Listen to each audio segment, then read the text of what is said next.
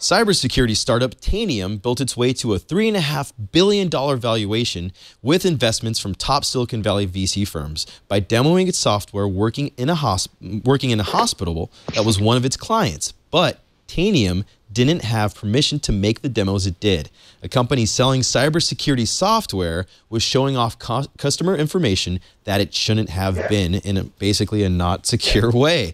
Rolfe Winkler of the Wall Street Journal got the scoop on all this, and he joins us now. Rolfe, thanks for coming on.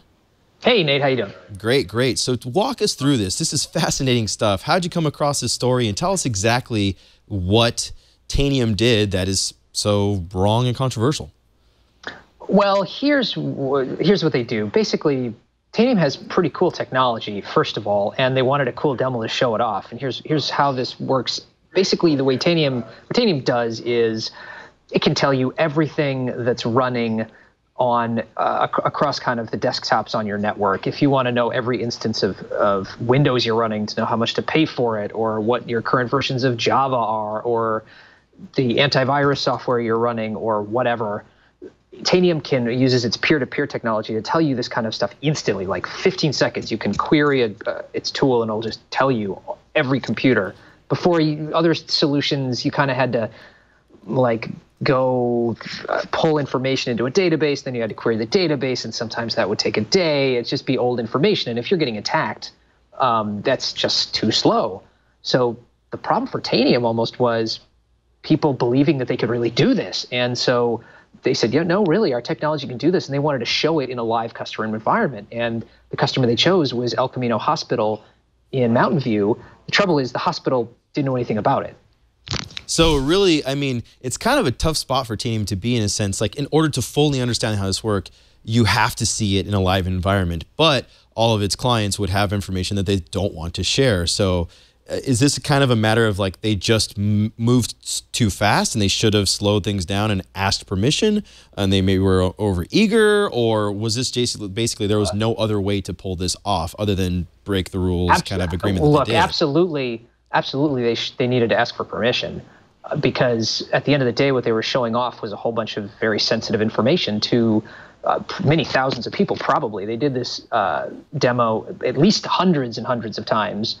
But what they're showing are computer names, sometimes logged in users associated with that computer. So if I'm a malicious hacker, it was very easy for me, for instance, to look at some of the logged in usernames that I saw in YouTube videos of this demo, and I could just find them on LinkedIn. And if I was a hacker, I could go contact them and I could say, hey, you know, I see that your laptop with this name has out of date Java software, and I need you to click on this link to fix it. That person might, because I know their laptop name, think I'm from their IT team. So, you know, you can imagine scenarios where most chief information security officers would never want this kind of information being viewed publicly by any means. Certainly not a hospital that's in a regulated industry. So absolutely, they needed permission, but sure, the hospital probably never would have given it to them. So there's a lot of problems here. So they weren't, the hospital says Tanium didn't have access to patient information. So we're not dealing necessarily with like HIPAA rules. I'm not an expert on HIPAA, but no, look, there was no patient information that was available, I think, being shown in any demos. Definitely not. It was just like, these are the names of the computers that various users are using, and this is the software they're running, etc. It looks like there were no breaches as a result of this. So it's almost, some people will say no harm, no foul. And the bigger question is kind of, well, just from an ethics perspective, and is this okay? Because you know what, in Silicon Valley, some reaction I got to my story was, well, yeah, I mean, kind of dumb, but tons of people do this, which gets to sort of the Mars and Venus conversation of, you know, a lot of normal people would say, are you kidding me? And a lot of kind of really ambitious Silicon Valley types would say, yeah, I mean, come on, this isn't that big a deal. Mm-hmm. It definitely speaks to the differences on how to pull this sort of thing off, kind of almost cultural differences to a certain extent. Is the hospital pissed off about this, and are they still a client? No, they're not still a client. Look, their statement, they said they were dismayed. That was the statement they gave us. This was the kind of thing where we found it. I contacted the hospital. They had no idea what I was talking about, and it took them a little time to figure it out. And then they said, yep, we didn't know anything about this. This is a problem. We're unhappy that Tanium did this. Could they have just anonymized the data that they were showing? Is there something that they could have done, an extra layer to put on to allow them to get live data that didn't compromise the customer in the process? Probably, but they didn't, which is the problem. Yeah. So given that, like you said, in Silicon Valley, a lot of folks are saying, not a big deal. Of course, the hospital doesn't want any part of it anymore.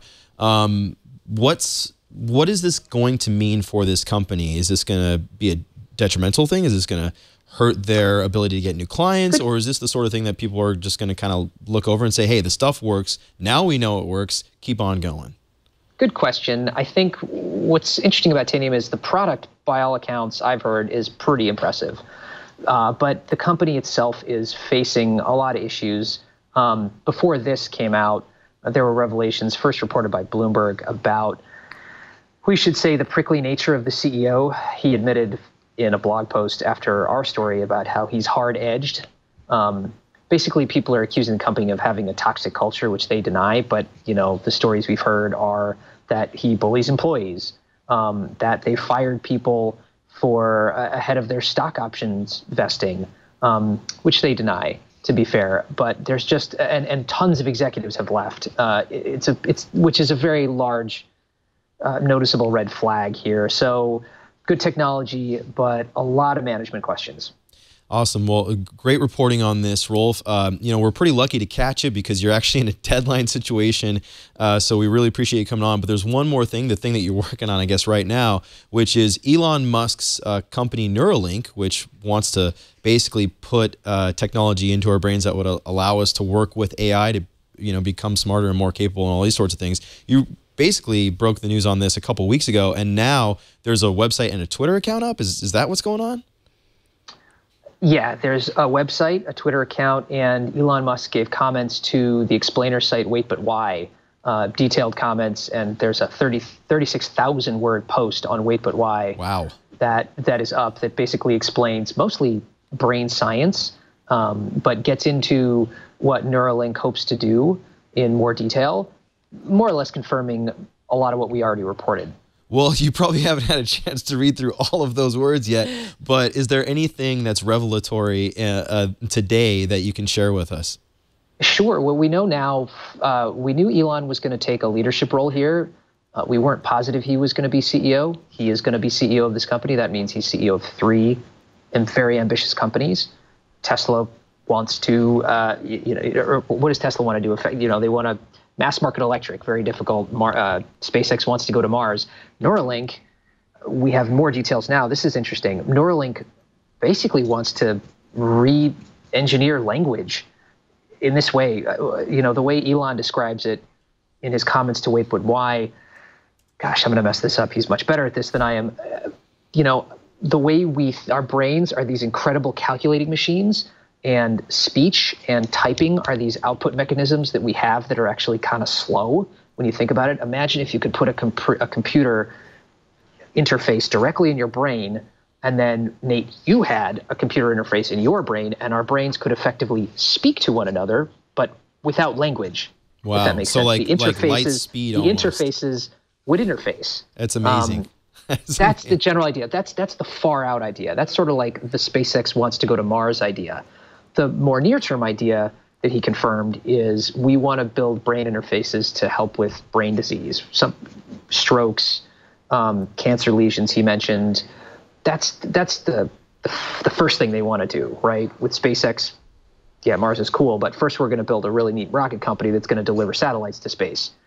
There's a business model there. So with Neuralink, that's the idea. First, we're going to build a business model. We're going to develop these neural interfaces to solve those brain conditions, and then eventually we'll follow through on these more ambitious goals. Wow. Well, even their short-term goals seem ambitious and far off.